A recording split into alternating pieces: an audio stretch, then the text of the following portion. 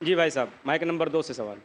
نمسکار صاحب، میں کانتی بھائی گاندھی، چیئرمین ساسپیرا پاورلوم سینٹر۔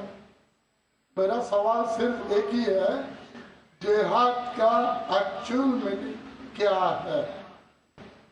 اور جہاد کے نام پہ جموں کشمیر میں جو آج خون خرابہ ہو رہا، اس کے اوپر آپ کی پرتیکریا کیا ہے؟ بھائی صاحب نے ایک بہت اہم سوال پوچھا۔ آج کی تاریخ میں سب سے بدنام لفظ اسلام میں ہے، وہ ہے لفظ جہاد۔ اور جہاد کے بارے میں سب سے زیادہ غلط فہمی ہے، صرف غیر مسلمانوں کو نہیں، مسلمانوں کو بھی۔ اکثر لوگ سمجھتے ہیں کہ جہاد کے معنی کوئی بھی مسلمان اگر جھگڑا کر رہا ہے، لڑائی کر رہا ہے، چاہے ذاتی فائدے کے لیے ہو، چاہے اپنے نام کے لیے ہو، چاہے زمین کے لیے ہو، چاہے پیسہ کے لیے ہو، وہ ہے جہاد۔ جہاد کے معنی یہ نہیں کہ کوئی بھی مسلمان کوئی بھی وجہ سے لڑائی کر رہا ہے، چاہے مال کے لیے ہو، چاہے نام کے لیے ہو، چاہے جگہ کے لیے ہو۔ جہاد کی معنی وہ عربی لفظ آتا ہے جہادہ سے، معنی جد و جہد، ٹو اسٹرائیو، ٹو اسٹرگل۔ اسلام کے پس منظر میں جہاد کی معنی ہے اپنے نفس سے جد و جہد کرنا، ایول انکلینیشن کے اگینسٹ۔ جو اپنا نفس برے چیزیں چاہتا ہے، اپنے نفس کے خلاف جد و جہد کرنے کو کہتے ہیں جہاد۔ اگر آپ معاشرے کو سدھارنے کے لیے جد و جہد کر رہے، اسے کہتے ہیں جہاد۔ اگر آپ سیلف ڈیفنس میں لڑ رہے ہیں، اسے کہتے ہیں جہاد۔ اگر آپ آپریشن کے خلاف جھگڑا کر رہے، اسے کہتے ہیں جہاد۔ جہاد کے معنی ہے جد و جہد کرنا۔ اور اکثر میڈیا میں کہا جاتا ہے جہاد کے معنی ہولی وار۔ صرف غیر مسلمان نے، کئی مسلمان بھی انورٹڈ کامنز میں اپنے آپ کو اسکالر سمجھتے ہیں، جہاد کا ترجمہ کرتے ہولی وار۔ بالکل غلط ہے۔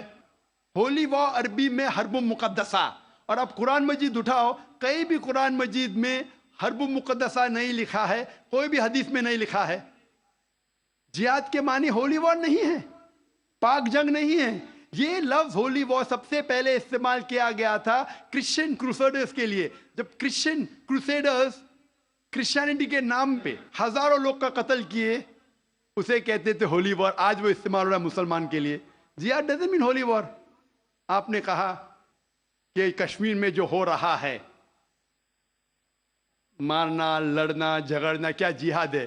اگر وہ جد و جہد کر رہے ہیں قرآن و حدیث کے مطابق، اپنے نفس کے خلاف، جو غلط چیز ہے اس کے خلاف، معاشرے کو سدھارنے کے لیے، تو وہ صحیح جہاد ہے۔ اور جہاد دو قسم کے ہوتے ہیں، ایک ہوتا ہے جہاد فی سبیل اللہ، اللہ کے راہ میں جہاد جو قرآن و حدیث کے مطابق ہے۔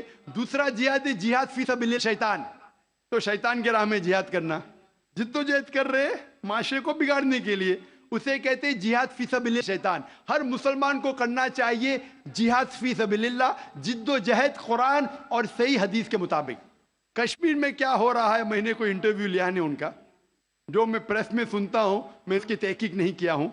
قرآن میں لکھا ہے سورہ حجرات میں، سورہ نمبر 49 آیت نمبر 6 میں، جب بھی کوئی معلومات آپ تک پہنچتی ہے، اس کی تحقیق کرو تیسرے کو پہنچانے کے پہلے۔ میں تحقیق نہیں کیا ہوں، اس لیے کہہ نہیں سکتا ہوں کون سا جہاد ہے۔ لیکن یہ جو لڑنے جھگڑنے کی بات ہو رہی ہے، جو لوگ اکثر مسلمان کو دوشی ٹھہراتے ہیں، میں آپ سے پوچھنا چاہتا ہوں کہ آپ نے مہابھارت پڑھی؟ مہابھارت میں لڑنے جھگڑنے کے منتر قرآن سے کئی گنا زیادہ ہے۔ مہابھارت میں لڑنے کے شلوک، منترا قرآن مجید سے کئی زیادہ ہے۔ بھگوت گیتا، بھگوت گیتا ایک مہابھارت کا حصہ ہے، 18 جز، 18 چیپٹرز انوشاسن پرو کے، جس میں شری کرشن ارجن کو ایڈوائز دیتے ہیں، سمجھاتے ہیں۔ جب ہم پڑھتے ہیں Bhagavad Gita chapter number 1 mantra number 43 سے 46 تک کے، ارجن کہتا ہے، اپنے جو ہتھیار ہے زمین پہ رکھ کے ارجن کہتا ہے کہ میں اس میدان جنگ میں نہتا مرنے کو پسند کروں گا بنسبت اپنے رشتہ داروں سے لڑوں اور جھگڑا کروں۔ چند شلوک بعد Bhagavad Gita chapter number 2 verse number 2 اور 3، شری کرشن کہتے Arjun how can you be so important, Hindi میں ترجمہ کروں گا، آپ نپنسک کیسے بن گئے؟ क्षत्रिय का धर्म है लड़ना, और आप अगर लड़ेंगे तो आप जाएंगे स्वर्ग में। भाग्यवान है वो क्षत्रिय, भगवत गीता चैप्टर नंबर 2 वर्ष नंबर 31। भाग्यवान है वो क्षत्रिय जिसको लड़ने का मौका मिलता है। तो क्या भगवत गीता गलत है?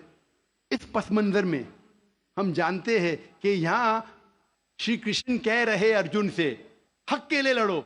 मैं अगर ये कहूंगा कि भगवत गीता कहता है, श्री कृष्ण कहते हैं कि अपने रिश्तेदारों का कत्ल करो, यह शैतानी हरकत है, पस मंजर के खिलाफ है।